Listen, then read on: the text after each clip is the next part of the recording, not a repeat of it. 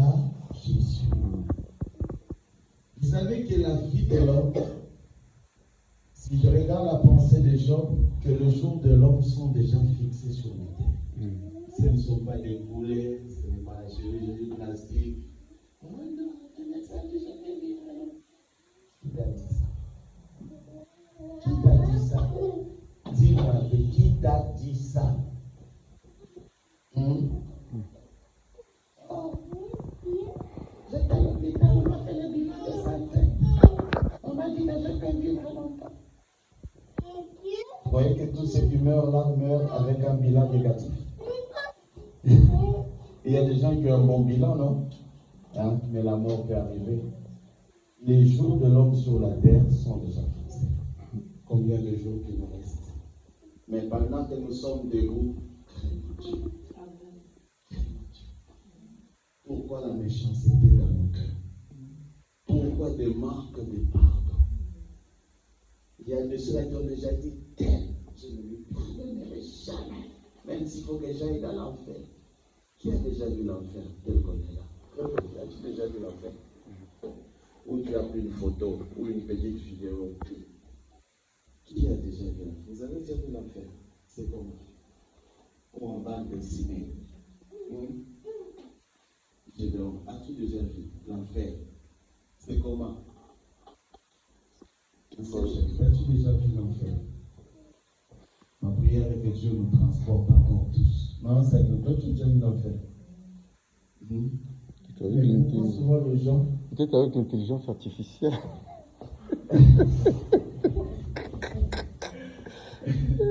Vous savez, au fait, même si, tu vois, toutes les photos là qui montrent des santé, c'est des fausses photos. On est d'accord. Ils essaient par tous les moyens. Même la photo là de Jésus, là, comme ça, c'est des fausses photos. Ça, c'est de l'intelligence, c'est les IA. C'est clair. C'est artificiel. Oui. Tu sais, je ne m'invente pas.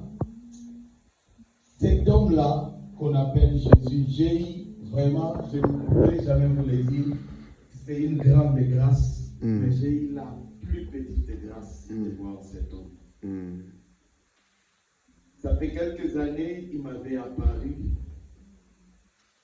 Je me demande même le photographe ne veut pas se mettre à la prendre des photos. Je vous dis la vérité, j'étais pas bien. Il est tellement bien. Tu peux pas le regarder. Christ, tu ne peux pas le regarder comme ça. Il est tellement bien. Tu ne peux pas.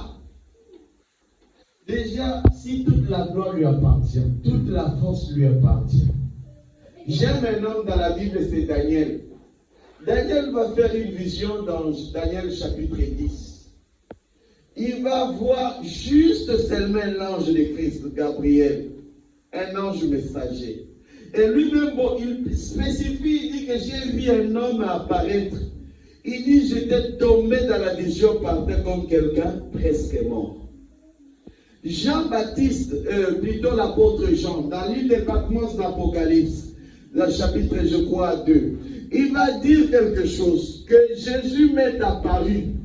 Il dit que lorsqu'il m'est apparu, j'étais tombé par terre presque mort. Bon, j'ai dit, mais toi là qui avais l'habitude de dormir sur le thorax de Jésus pendant son séjour, donc tu étais en train de t'amuser. Tu croyais que vraiment c'est un IA, mais maintenant en vrai, lorsque Dieu l'a isolé dans l'île de Patmos après des persécutions, Jésus lui est apparu. Il a commencé à décrire que ses yeux étaient brillants comme des flammes de feu et de sa bouche sortait une épée. Bon, vous imaginez un peu une personne qui va mort.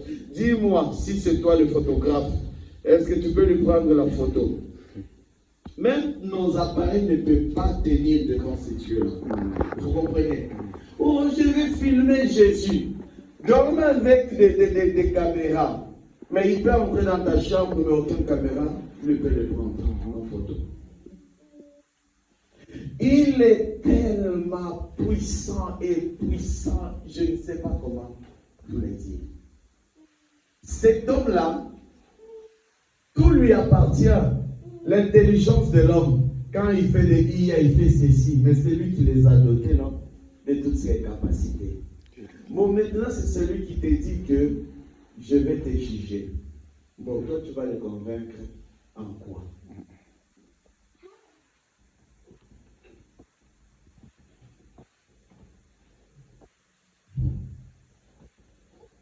Tu vas le convaincre en quoi?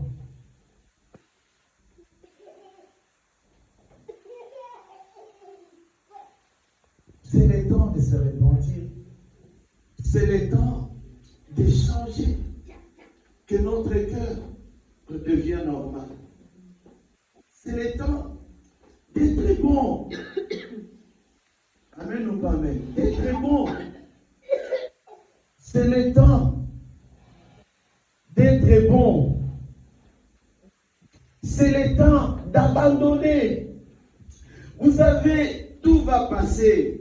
On ne sera plus dans ces corps lors de l'enlèvement. Un jour, je vous parlerai de la théophanie, si Dieu le permettrait.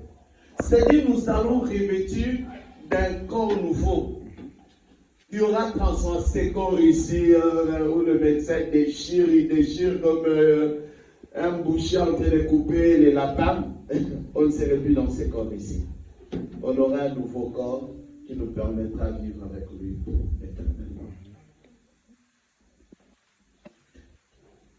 Bien-aimé, je ne souhaite personne d'aller en enfer. Même en IA, n'y va pas. Des fois, on met le diable avec des cornes, avec la barbe, avec des ongles, avec bizarre.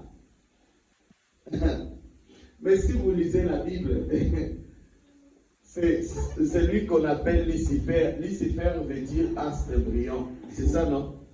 Si vous lisez la Bible, il était dans la gloire, c'était le chef de l'orchestre de Dieu. Vous savez, chef de l'orchestre.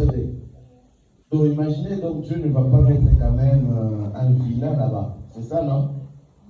J'ai mal parlé. Bon, je retire ça, j'ai vu les gens regarder partout. Tu vois, mais parce que lui, c'est l'auteur de la beauté. Donc, quelque part, il a mis quand même quelqu'un qui est beau, contrairement à ce qu'on nous montre. Hein? J'ai mal parlé. Non, mais c'est ça, c'est la Bible.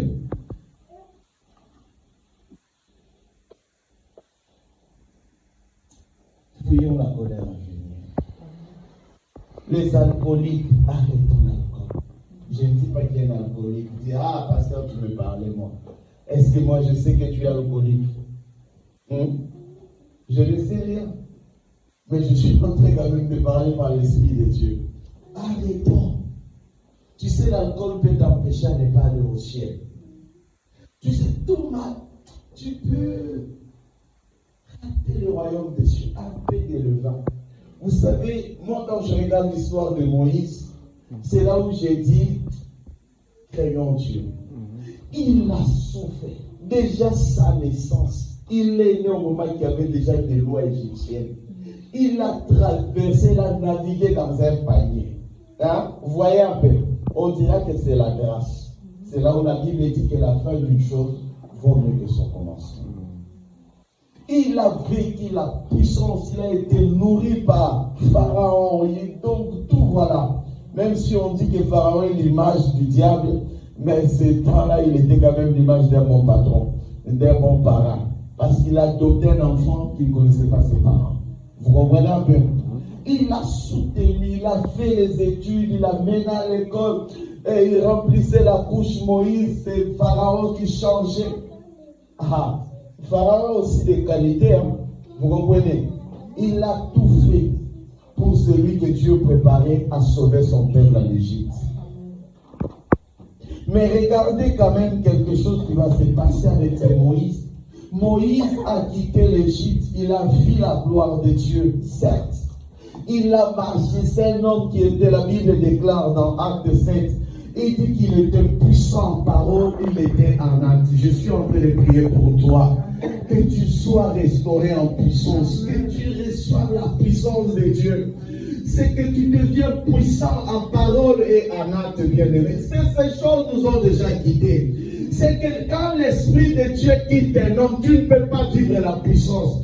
Parce que la puissance appartient à Jésus. La gloire appartient à Jésus. Donc rentrons à Jésus totalement. Dis à ton voisin, rentre à Jésus. Jésus. C'est ça. On se plaint, oh, l'église est... Mais en réalité, au lieu de te plaindre que c'est toi que ta vie ne marche pas, toi tu te plains de l'église. C'est ta vie. Que chacun s'examine. Qu'est-ce que tu as comme contenu dans ton contenant, le cœur? Que chacun s'examine. Un peu de levain peut faire lever toute la pâte. Vous ne savez pas que le péché d'un homme, même dans l'assemblée, peut amener l'assemblée à chavirer. Je pense à l'histoire de Achan. Un seul homme a amené l'échec dans tout un peuple.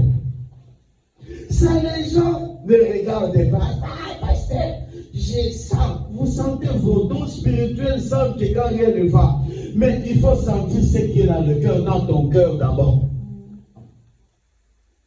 J'aime la sagesse de la Bible. Avant de regarder ce qui est dans l'œil de quelqu'un, regarde d'abord, je peux une poutre. Une poutre, c'est comme c'est un grand arbre. Toi, tu vois un grain de riz dans l'œil de quelqu'un. Mais chez toi, il y a une forêt de riz. Dis à ton voisin, arrête de regarder ma vie. Tu as des rêves. Tu l'as dit, non? Si tu ne dis pas bonjour, tu m'appelles, ma soeur, ne dis pas bonjour, ma copine. Arrêtons. Toujours, on ne s'examine pas devant Dieu. On veut toujours passer les autres comme si c'était des accusés. Hein? Quelqu'un vient à l'église, parce que je suis en train de voir ses frères là, ça, il est suspect. Arrêtez ces choses. Je ne suis pas appelé à faire la chasse aux sorciers, aux péchés. Tous rendront compte au Seigneur.